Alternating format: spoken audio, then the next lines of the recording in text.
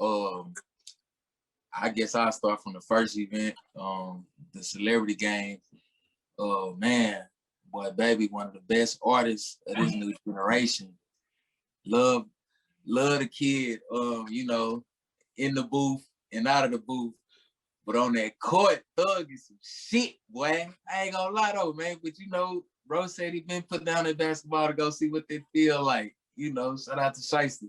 But yeah, man, it was quite thought he was, right? Like I don't know if people, watch Ball His Life or, keep up with Bleacher Report or the famous NBA trainer, C. Brickley.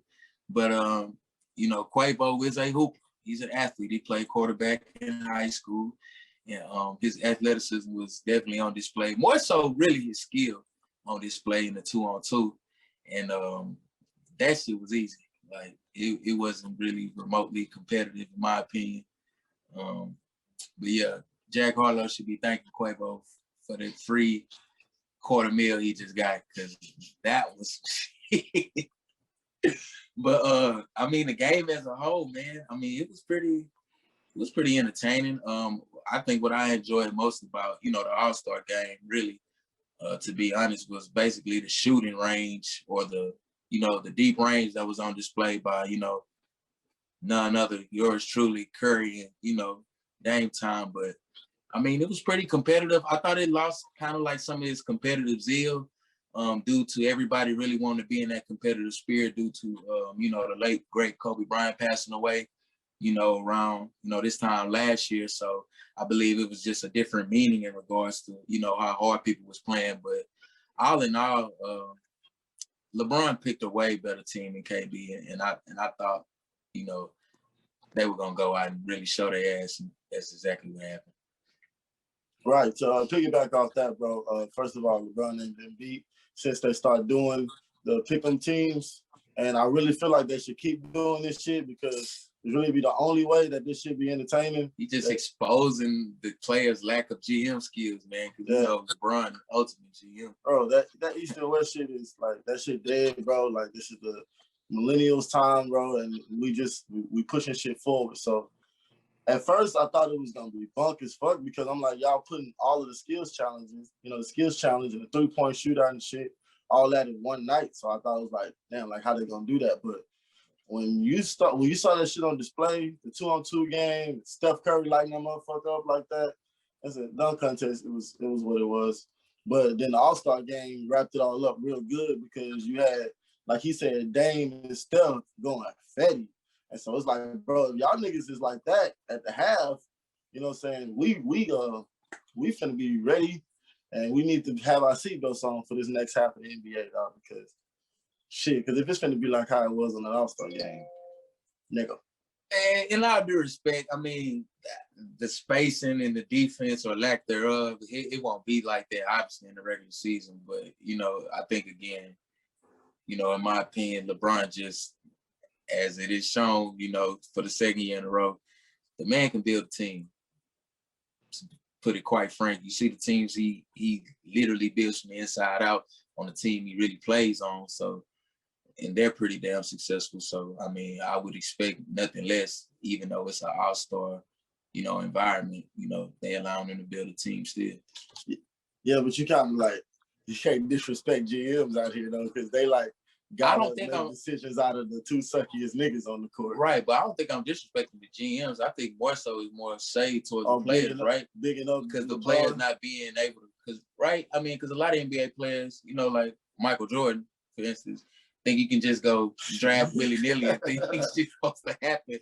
But shout out to Jordan for drafting LaMelo Ball. That seems like one of his better picks, or probably the best pick that he's had thus far. Yes. I don't want to disrespect Kemba just yet, but definitely LaMelo is definitely looking like. It's not disrespecting Kemba. It's not, but I'm just saying it's looking like one of the best, GM decisions he's made thus far in his, GM career. But yeah, man, All-Star game was okay. I know they didn't play defense like that, but you know what I'm saying, like, you know what I'm saying, Steph was torching. It's like if he doing that, I see Golden State climbing. Though I don't like him, I can't disrespect Giannis. The man did go 16 for 16. I won't be biased and just get my row off on, the the players that I do, have, some adulation with. But yeah, the man did go 16 for 16.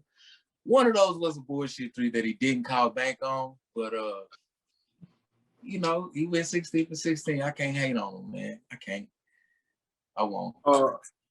For me, with the All-Star game, going back to Quavo, Jack Harlow, Lil Baby, and 2 Chainz, I don't know what went into picking those teams, but I wish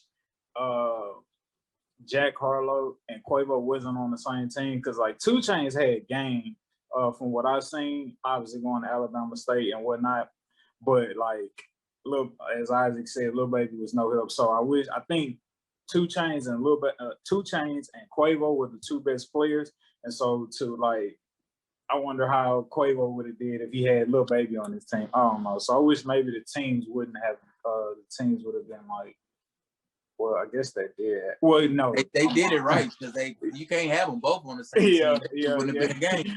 Yeah.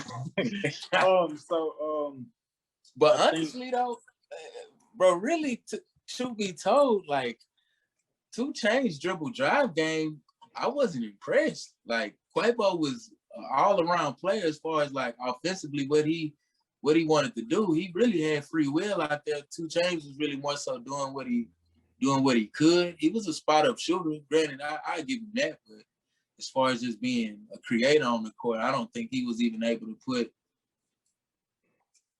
Well, I don't think nobody could have put Lil Baby in an advantageous position to be successful that night. But I just think Quavo, any team Quavo was on, that was the team that was gonna win. Just all around best. I mean, you saw it. Best player on the court by far. And with the dunk contest, one of the things I like about the dunk contest, they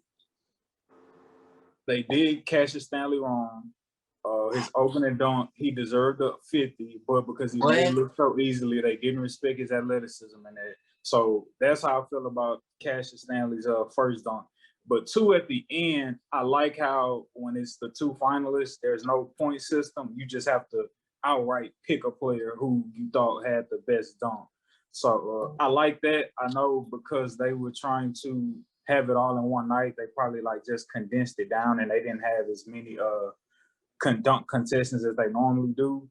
But I definitely like moving forward, when it gets into that final, like it's not necessarily about the points. Like you pick name the player who you think had the best dunk. So I like that as it related to the dunk contest. All-Star game as a whole, it was cool. Obviously, I'm a big Dame fan. I love seeing him make the game winner to end the game. LeBron is 4-0 since they started doing the pickup game system with the All-Star game. Yeah. 3-point contest as well, too, man. Steph Curry really regained his crown, right? From, I believe, 2015 was the last year he had won it, because I believe Clay won in 2016. If I'm not mistaken. So he came back with some vengeance in his spirit. With the picks, y'all, when they did the picks, did y'all feel like it was like indirect disrespect when with the Jazz you had Donovan Mitchell and Rudy Gobert being the last to be picked, even though they're number 1 in the conference? Do y'all feel like that was indirect disrespect? Honestly, man, I really just think potentially it could have been. I don't know. Maybe subconsciously, because I said when KD picked Julius Randle over Donovan Mitchell, to me, that was insane. Though he's a front court player and Donovan Mitchell is a back court player, that's insane to me. Julius Randle has been balling this year, so I don't want to be disrespectful, but that's insane to me. I'm going to say yeah. But Rudy Gobert, his ass was going last anyway. Like, bro, you got paid $200 million and you can't make a shot outside of 10 feet. Sorry, then a bitch. You fucking suck. I would have picked you last too. You just big for nothing. And you wouldn't give him credit for his defensive acumen? I would. No. I would. Because if you ask me, AD got robbed last year. Really. To be completely honest, he got robbed. I really don't believe he really deserved it last year. I think the Lakers got robbed. That's why they got the championship. That's tough. Well, I don't LeBron, believe that. I feel like LeBron should have got the. Okay. Well, I mean, I felt like LeBron should have got the MVP, and he got on that hoe, and I felt like, I mean, I guess, yeah, that's it. I felt like LeBron got robbed from his MVP, and they upset about that shit. And so every time they get robbed, they just probably gonna go get a championship. So, moving on off of the All-Star game, obviously now